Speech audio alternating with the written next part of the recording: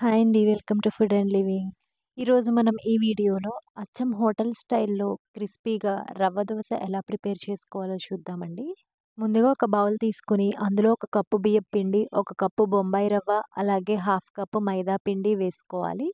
Next ఇప్పుడు అందులోనే సన్నగా కట్ చేసుకున్న ఉల్లిపాయ, సన్నగా తరిగి పెట్టిన క్యారెట్, అలాగే పచ్చిమిర్చి, అల్లం, ఒక స్పూన్ జీలకర్ర, రుచికి తగినంత ఉప్పు వేసుకోవాలి.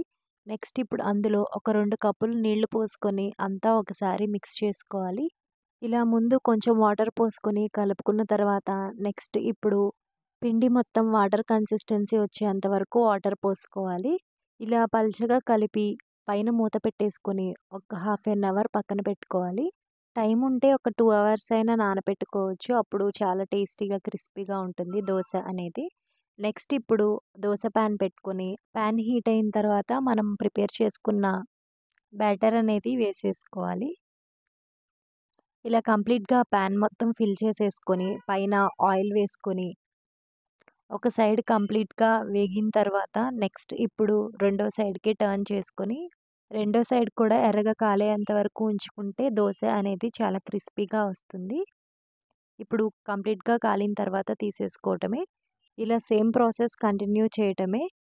ఈ రవ్వ దోస వేసుకునేటప్పుడు మాత్రం పాన్ చాలా హీట్‌గా ఉండాలి. అప్పుడే దోస పర్ఫెక్ట్‌గా వస్తుంది. మీరు కూడా తప్పకుండా ఇలా ఒకసారి ట్రై చేయండి. అలాగే ఈ వీడియో మీకు నచ్చినట్లయితే తప్పకుండా లైక్ చేయండి. మీ ఫ్రెండ్స్ అండ్ రిలేటివ్స్‌కి షేర్ చేయండి. మరిన్ని లేటెస్ట్ వీడియోస్ కోసం మన ఛానల్‌ని సబ్స్క్రైబ్ చేసుకోండి. Thanks for watching.